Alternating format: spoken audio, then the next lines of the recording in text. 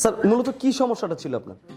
আমার প্রথমে ছিল যে বাত জড়িত আর কি, joint pain, multiple joint pain. Joint pain ছিল? হ্যাঁ, জয়েন্ট পেইন। প্রত্যেকটা জয়েন্টে ব্যথা করতো নাকি? হ্যাঁ, প্রত্যেকটা জয়েন্টে যেটা মেডিকেল ট্রিটমেন্ট করার পর যেটা rheumatic arthritis. Rheumatoid arthritis. Rheumatoid arthritis. এটা তো খুব মারাত্মক একটা ব্যথা। হ্যাঁ, মারাত্মক একটা। প্রথম দিন চিকিৎসা নেওয়ার কতক্ষণ পরে আপনি উন্নতি বোঝার চেষ্টা শুরু করেছেন? এটা প্রথম 2 দিন পরে, কারণ একটু ওই যে নিডলে পেইন ছিল, বুঝতে পারিনি 2 দিন পরে। 2 দিন পরে গিয়ে বুঝতে পারছেন যে না, নিডলের পেনটা যখন চলে গেছে তখন বুঝতে পারছেন যে আমার ব্যথাটা রিকভার হচ্ছে, মানে কাজ করা শুরু হচ্ছে আর কি। কাজ করা শুরু হয়েছে। কেমন লাগছে তখন যে আমার ব্যথাটা? অবশ্যই ভালো, অবশ্যই ভালো। ভালো লাগছে? হ্যাঁ, অবশ্যই ভালো। আপনার মূলত কতদিন ধরে কি সমস্যা ছিল? তা আমার মূলত প্রায় 12 বছর যাবত। 12 বছর যাবত? 12 বছর যাবত। মানে এত বছর যাবত এই পেনটারে সহ্য করে আসছেন? না, আমি তো ট্রিটমেন্ট নিচ্ছি, বিভিন্ন ধরনের ট্রিটমেন্ট, কিন্তু পার্মানেন্টলি কোনো সলিউশন পান নাই? না, পার্মানেন্ট কোনো সলিউশন পাই নাই। স্যার এই যে এখানে আপনি চিকিৎসা নিলেন, এখানকার অন্যান্য সবার স্টাফদের আচার আচরণ কেমন ছিল? অবশ্যই ভালো। ভালো ছিল? হ্যাঁ, ভালো। আর আপনাকে কি স্যার নিজে হাতে চিকিৎসাটা করিয়েছিল? হ্যাঁ, স্যার নিজে হাতে। স্যার নিজে হাতে করিয়েছিল? প্রথম দিন যেদিন স্যারের কাছে আসলেন, স্যারকে দেখাইলেন, সেদিন কি স্যার আপনার কাছ থেকে কোনো ভিজিট নিয়েছিল? না, ভিজিট নেই। কোনো টেস্ট দেয় নাই যে আপনি আসছেন, যান অমুক জায়গায় যান, এমআরআই করে নিয়ে আসেন, ওই করেন সেই করেন, ওই টেস্ট সেই টেস্ট, ব্লাড টেস্ট? তো এই ব্যথা নিয়ে আপনার স্বাভাবিক জীবনে আপনি কি কি করতে পারতেন না? অনেক কিছু বাধাগ্রস্ত হইতো, ফিজিক্যাল কাজগুলোতে বাধাগ্রস্ত হইতো, মানে ফিজিক্যাল কাজগুলোতে? ফিজিক্যাল কাজগুলো মানে কেমন বাধাগ্রস্ত যদি একটু বলতেন? কেমন বাধাগ্রস্ত যদি একটু বলতেন? যেমন কোনো এক ধরনের কাজ করতে গেলে মাসল পেইন শুরু হয়ে যেত, টায়ার্ডনেস থাকতো বেশি। বেশি টায়ার্ড লাগতো? হ্যাঁ, বেশি টায়ার্ডনেসটা থাকতো। আর নামাজ টামাজ পড়তে? নামাজ পড়তে চেয়ারে বসে নামাজ পড়তে হতো। এমনি আমরা স্বাভাবিক না, স্বাভাবিকভাবে নামাজ পড়তে পারতাম না, পড়তে পারতেন না? জয়েন্টের কারণে। খারাপ লাগতো না যে অবশ্যই, আল্লাহর অবশ্যই ইবাদত করতে চাই, আমি স্বাভাবিকভাবে নামাজ পড়তে পারতেছি না? খারাপ লাগতো অবশ্যই। কত অভিযোগ ছিল যে আল্লাহ তুমি আমাকে ভালো করে দাও, এত ডক্টর না, দেখাচ্ছি এটা তো পার্মানেন্টলি। অবশ্যই, এটা তো অবশ্যই। আনুমানিক কতজন ডাক্তার দেখেছেন এটা নিয়ে? আমি আসলে মূলত ইউরোপে, যেমন ইটালিতে, ডেনমার্কে, জার্মানে, এইসব দেশগুলো তো ট্রিটমেন্ট নিয়েছিলাম। যেহেতু শীত, আমার মূলত শীত প্রধান দেশ থেকে এই রোগটা সৃষ্টি আর কি, ওইখানকার ডাক্তাররা যেটা আর কি, যেটা বলেছে আর কি। যেটা বলেছে। তো ওখানকার ডাক্তাররা মূলত কি ট্রিটমেন্ট দিত আপনাকে? এটা রিউমেটিক আর্থ্রাইটিস, ওই যে মানে মেডিকেশনের উপরে, মানে এটা কিউর হবে না আর কি, যেহেতু বাদ যেহেতু এটা কিউর হবে না, এটা বলেছে ওনারা? হ্যাঁ। তারপর আজ থেকে 4 বছর আগে আমি ফেসবুকে দেখছিলাম আকুপাঞ্চার উপরে বাংলাদেশে, ওইখানে নিয়েছিলাম না। তো ওখানে নেওয়ার পরে কি কি ফলাফল পাইছিলেন? ওইখানে নেওয়ার পরে আসলে স্যার বলছিল যে সেশন দিয়েছিল 30টা, প্রতিদিন নিতে হবে। 30টা সেশন? হ্যাঁ, 30টা প্রত্যেকদিন নেওয়া লাগবে? প্রত্যেক দিন।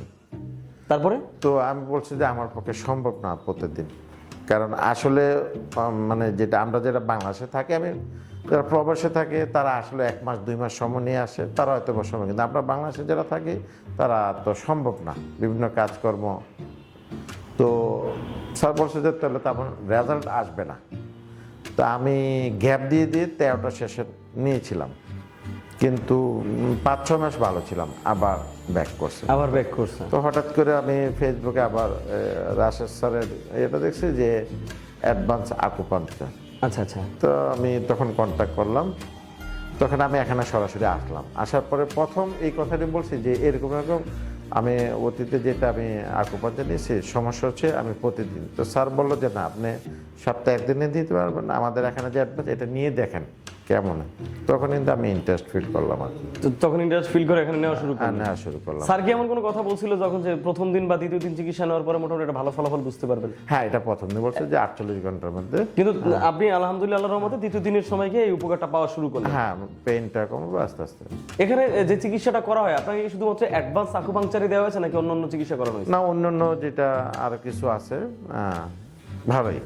বিভিন্ন therapy, physical therapy, manual physical therapy, electric therapy. Sir এই যে এখানে আপনি চিকিৎসা নিলেন, এখানকার অন্যান্য সবার স্টাফদের আচার আচরণ কেমন ছিল? অবশ্যই ভালো।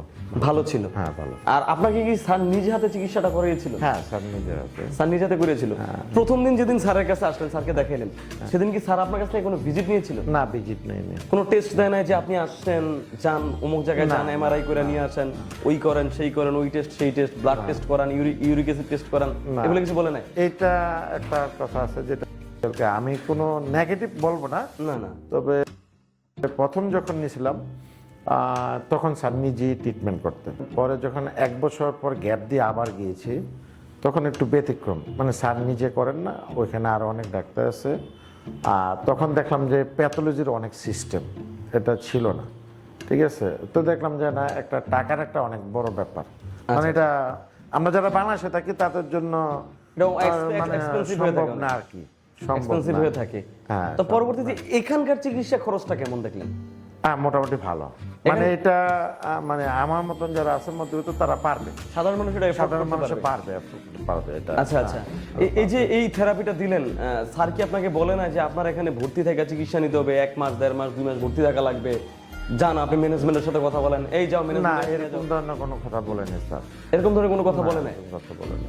স্যার কি বলছে মূলত আপনাকে? মানে আমার যে সমস্যাগুলো শুনলো, শোনার পরে বললো যে আপনি নেন, 10টা সেশন নিতে হবে, আর সপ্তাহে 1 দিন, যেহেতু আপনার জন্য সুবিধা, আশা করি আপনি হেল্প পাবেন। মানে চিকিৎসাটা আপনি আপনার মতো করে নিতে পারবেন? হ্যাঁ, আমি আমার মতন করে নিতে পারছি। চাইলে আপনি বাসা থেকে এসে যাও নিতে পারেন, আর যদি বেশি সমস্যা থাকে, ঢাকায় যদি কেউ না থাকে, সেক্ষেত্রে আপনি ভর্তি হয়ে নিতে পারেন। মানে সবচেয়ে বড় প্লাস পয়েন্ট হচ্ছে আমি আমার মতন করে নিতে পারছি আর কি। নিতে পারছেন, কাস্টমাইজ করে নিতে পারছেন। হ্যাঁ। আচ্ছা আচ্ছা স্যার, এই যে এখানে তো আপনি গত 6টা সেশন নিয়েছেন, হ্যাঁ। এখানে তো অনেক রোগীদেরকে দেখছেন যে চিকিৎসা নিচ্ছে, তাদের কি অবস্থা, মানে কেমন ফলাফল দেখতে পাচ্ছেন? দেখলাম যে সবাই খুশি, মানে সবাই ভালোর দিকে, ভালোর দিকে যাচ্ছে। ভালোর দিকে, হ্যাঁ। যাক, আপনাকে অসংখ্য ধন্যবাদ স্যার আপনার গুরুত্বপূর্ণ মতামতগুলো দেওয়ার জন্য। স্যার, আপনার কাছে সর্বশেষ একটা কোয়েশ্চেন জানতে চাইবো, সেটা হচ্ছে স্যার, এরকম অনেক রোগী আছে আমাদের বাংলাদেশে, এই যে রিউমেটয়েড আর্থ্রাইটিস বলেন, পিএলআইডি মানে ডিস্ক প্রলাপস কোমরে, ঘাড়ে ডিস্ক প্রলাপস, এই যে এই রোগীরা বাংলাদেশে যখন এই রোগীরা আক্রান্ত হয় এই রোগগুলোতে, তারা বিভিন্ন ডক্টরের কাছে যায়। হ্যাঁ, দেখা যাচ্ছে মেডিসিন ডক্টরের কাছে যায়, মেডিসিন খেতেছে, ভালো হচ্ছে না, তারপর অনেকে সার্জারি করে, কিন্তু সার্জারি তো শতভাগ চিকিৎসাটা হয় না, সুস্থতাটা ফিরে পায় না।